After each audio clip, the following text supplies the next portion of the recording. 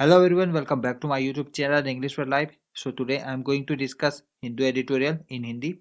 So you can improve your vocabularies as well as some grammatical structures. So let's get started. तो editorial की headline है war and piece. वार का मतलब होता है युद्ध, पीस का मतलब होता है शांति, युद्ध और शांति।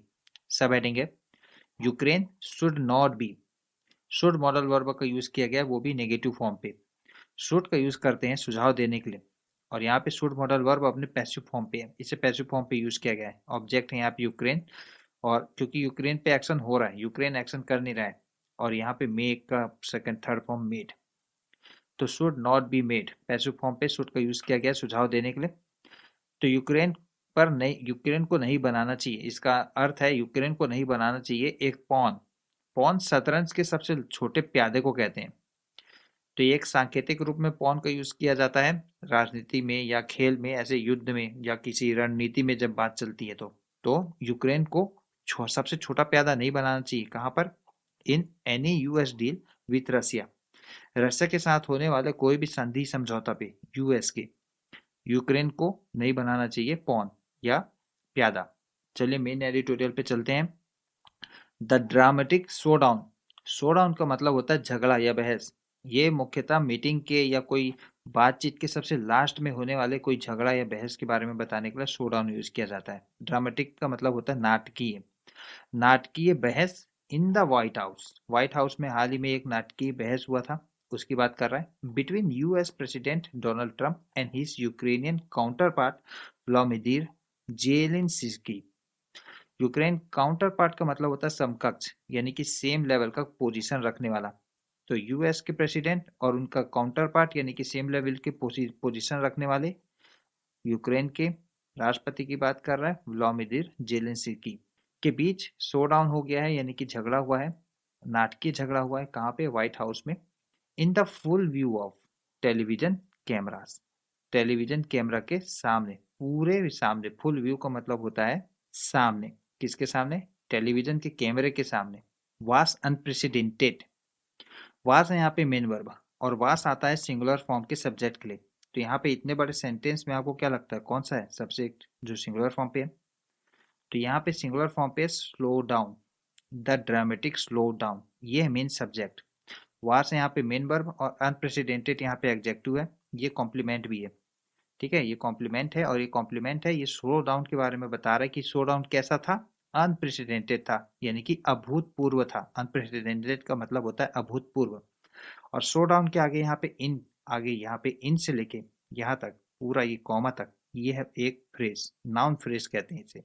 ठीक है, और यहाँ पे नाउन फ्रेज काफी सारे छोटे छोटे प्रीपोजिशनल फ्रेज से बन के मिलके बना हुआ है। ठीक है, तो द ड्रामेटिक शोडाउन जो था अनप्रेसिडेंटेड, और ये शोडाउन के बारे में नाउन फ्रेज के थ्रू काफी सारा डिटेल दिया गया है कि ड्रामेटिक शोडाउन किसके बीच था? प्रेसिडेंट डोनाल्ड ट्रंप और यूक्रेनियन काउंटर पार्ट के बीच था, व्हाइट हाउस में था, और ये पूरा सामने आया है टेलीविजन के।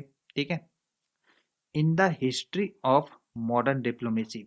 डिप्लोमेसी का मतलब होता है कूटनीति, मॉडर्न का मतलब होता है आधुनिक। तो ये जो ड्रामेटिक शो डाउन था वो अनप्रेसिडेंटेड था, यानी कि अभूतपूर्व था। इन द हिस्ट्री में, इतिहास में, किसके इतिहास में? आधुनिक कूटनीति के इतिहास में यह अनप्रेसिडेंटेड था। फॉर मिस्टर जेलेंस्की, जेलेंस्की के बारे में ऐसा डिटेल कॉमा लगाकर, who was to sign. Was to का मतलब होता है करना था, इंटेंशन बताता है यहाँ पे ये। Was to, be to, is to, ये सब इंटेंशन बताते हैं कि कोई चीज करना है या करना था। ठीक है, वाज टू है यानी कि करना था। तो मिस्टर जेलेंस्की जो, हु करना था, जिन्हें करना था, साइन हस्ताक्षर करना था, एक एग्रीमेंट को, एक समझौते को हस्ताक्षर करना था। और ये एग्रीमेंट के बारे में डिटेल बताने के लिए यहाँ पे ऑन प्रीपोजिशन का यूज किया गया। तो ऑन प्रीपोजिशन का यूज रिलेशनशिप को बताने के लिए किया जाता है, जैसे कि यहाँ पे आप देख सकते हैं। तो एग्रीमेंट का रिलेशन बता रहा है कि एग्रीमेंट किस संबंध में है? मिनरल्स के बारे में है। और discuss mister Trump's peace plan.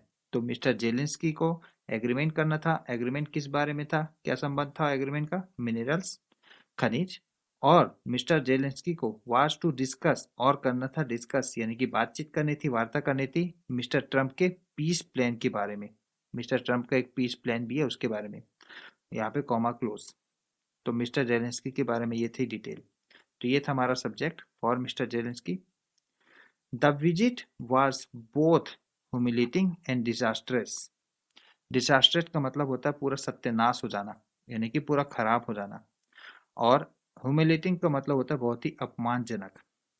तो मिस्टर जेलेंस्की के लिए विजिट यानी कि दौरा थी, वास का मतलब थी यहाँ पे, बोथ दोनों थी, एक तो ह्यूमिलेटिंग थी यानी कि बहुत ही अपमानजनक थी, और एक डिसास्ट्रस थी, पूरा सत्यानाश हो गया, पूरा खराब हो गया, अनप्लेजेंट हो गया। ह्यूमिलेटिंग, ह्यूमिलेटिंग का मतलब होता है अपमानजनक। अब ह्यूमिलेटिंग के बारे में बता रहे हैं कि ह्यूमिलेटिंग क्यों था, बिकॉज क्योंकि mister Zelensky apparent question, apparent का यहाँ पे मतलब है स्पष्ट, क्वेश्चन का मतलब होता है प्रश्न। जेलेंस्की का एक स्पष्ट क्वेश्चन था, किसके बारे में था, of US president vice president के जेडी वेंस के push for diplomacy. Push for का मतलब होता है बार बार मांग करना, डिप्लोमेसी, डिप्लोमेसी का मतलब कूटनीति। तो कूटनीति की बार बार मांग करना, ये कौन कर रहा था, यूएस के वाइस प्रेसिडेंट कर रहे थे जेडी वेंस।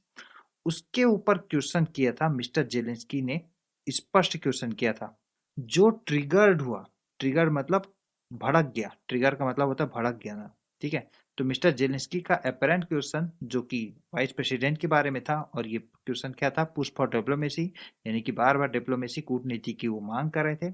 उसने ट्रिगर कर दिया यानी कि भड़का दिया, क्या भड़काया है, आ स्पीरियलिंग स्पैट, स्पैट का मतलब होता है बहस, झगड़ा। स्पीरियलिंग का मतलब होता है बदतर होने वाला, बदतर या और भी बिगड़ने वाले कंडीशन के लिए स्पीरियल का यूज करते हैं। तो बिगड़ने वाले स्पैट में बदल गया, ये ट्रिगर हो गया, भड़क गया। प्रॉम्प्टिंग मिस्टर ट्रम्प टू से, प्रॉम्प्ट का यहाँ पर मतलब है उकसाना, किसी को प्रेरित करना। तो प्रेरित किया मिस्टर ट्रम्प को, तो इस ट्रिगर ने, जो स्पेरियल स्पैट है, जो कि बदतर होता झगड़ा है या खराब होती हुई झगड़ा है, वो प्रॉम्प्ट किया यानी कि प्रेरित किया मिस्टर ट्रम्प को से कहने के लिए, यानी कि कहने के लिए कि that Ukrainian was not winning the war. तो ट्रम्प ने कहा कि यूक्रेन नहीं कर रहा है, जीत नहीं रहा है, विनिंग नहीं कर रहा है वार को, एंड दैट, और इसलिए mister Zelensky was being ungrateful to the US. Ungrateful का मतलब होता है किसी का उपकार नहीं मानने वाला, अकृतज्ञ जिसे बोलते हैं, किसी का उपकार नहीं मानने वाला। और इसलिए mister Zelensky was being ungrateful, यानी कि मिस्टर जेलेंस्की उपकार नहीं मानने वाले कंडीशन पे थे यूएस के प्रति।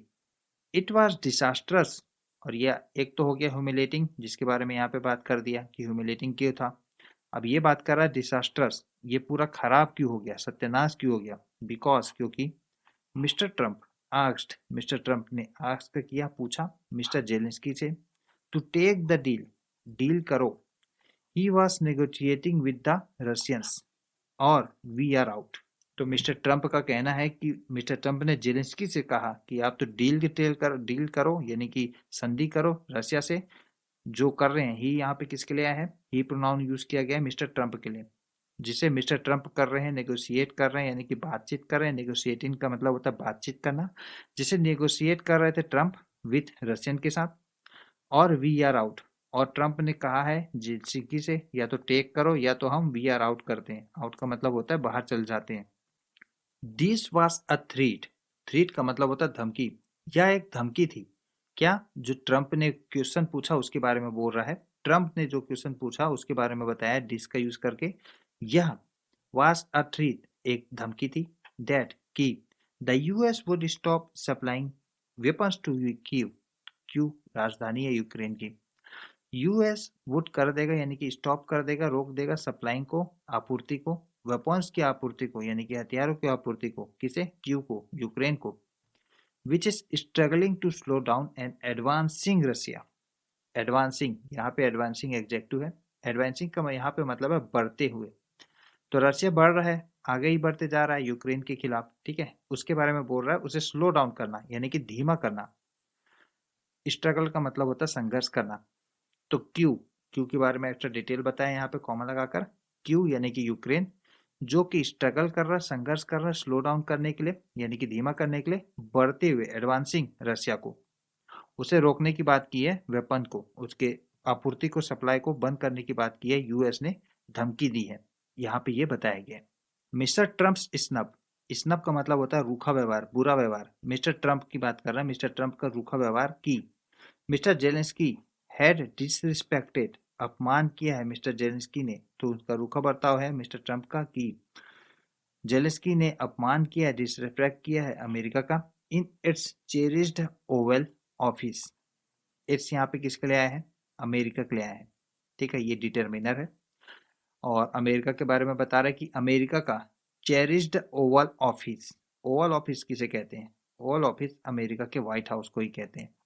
चेरिश्ड का मतलब होता है प्रतिष्ठित, तो अमेरिका के चेरिश्ड यानी कि प्रतिष्ठित ओवल ऑफिस में यानी कि व्हाइट हाउस में बेसिकली व्हाइट हाउस बहुत बड़ा है। व्हाइट हाउस में जो प्रेसिडेंट जी का एरिया है यानी कि जहाँ पे उनका रूम है उसे ओवल ऑफिस कहते हैं। तो ओवल ऑफिस, प्रतिष्ठित ओवल ऑफिस में डिसरिस्पेक्ट किया यानी कि अपमानित किया है अमेरिका को जेलेंस्की ने। ऐसा प्रेसिडेंट जी का व्यवहार है, मिस्टर ट्रंप का स्नब है। एंड दैट, और इसलिए he can come back when he is ready for piece. और मिस्टर ट्रंप का ये रुख है कि ही कैन यानी कि ही, अब यहाँ पे ही यूज किया गया है प्रोनाउन का जेलेंस्की के लिए। ठीक है, तो Zelensky can come back, come back का मतलब होता है वापस आना, तो जेलेंस्की वापस आ सकते हैं। व्हेन का यहाँ पे मतलब है जब। He is ready for piece, जब ही, अब यहाँ पे ही भी सेम उसी के लिए आया है, जेलेंस्की के लिए आया है। ही यानी कि जेलेंस्की रेडी है पीस के लिए, पीस मतलब शांति के लिए रेडी है तब। मार्क का मतलब होता है चिन्हित करना, तो ट्रंप के स्नब ने मार्क्ड किया है, चिन्हित किया है अ ब्रेक डाउन को यानी कि दरार को। तो चिन्हित किया है दरार को, किस चीज में दरार? In his relationship with the Ukrainians. In his, यहाँ पे हिज का यूज किया है ट्रंप के लिए। ठीक है, तो ट्रंप का रिलेशनशिप यानी कि संबंध किसके साथ? यूक्रेनियन के साथ। उसमें दरार को चिन्हित किया है ट्रंप के इसने स्नब ने। दिस, अब यहाँ पे दिस का यूज किया गया है इस ब्रेक डाउन के हालात को बताने के लिए। दिस यानी कि ऐसा टकराव। अनलेस रिजर्व्ड, रिवर्स्ड, रिवर्स का मतलब होता है वापस जाना। अनलेस अपने आप में नेगेटिव फॉर्म रखता है, ये कंडीशनल सेंटेंस के लिए यूज करते हैं। इसका अर्थ हिंदी में होता है यदि नहीं। दिस, यहाँ पे दिस किया गया है टकराव के लिए, यानी कि यह टकराव जब तक नहीं किया जाता वापस, यानी कि वापस नहीं किया जाता या वापस नहीं होता है, कुड प्रूव कॉस्टली। कुड यानी कि ये दिस यानी कि टकराव कुड हो सकता है, कुड का यूज करके बता रहा है पॉसिबिलिटी को। प्रूव मतलब होता है साबित, कॉस्टली का मतलब होता है महंगा, तो ये साबित हो सकता है महंगा फॉर यूक्रेन के लिए।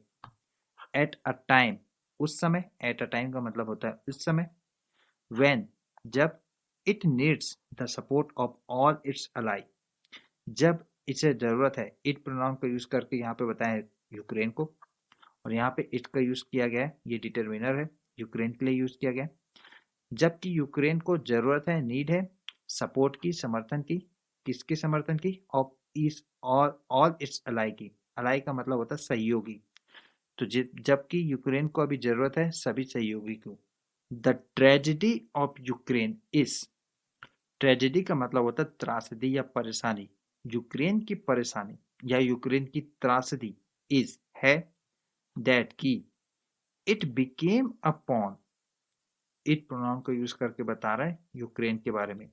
यूक्रेन बिकम हो गया है, बिकम का सेकंड फॉर्म बिकेम, बन गया है, बन जाना। तो यूक्रेन की सबसे बड़ी त्रासदी या परेशानी ये है कि वह बन गया है एक पॉन, एक छोटा सा मोहरा बन गया है। इन द ग्रेट गेम, एक बड़े से गेम पे मोहरा बन गया है।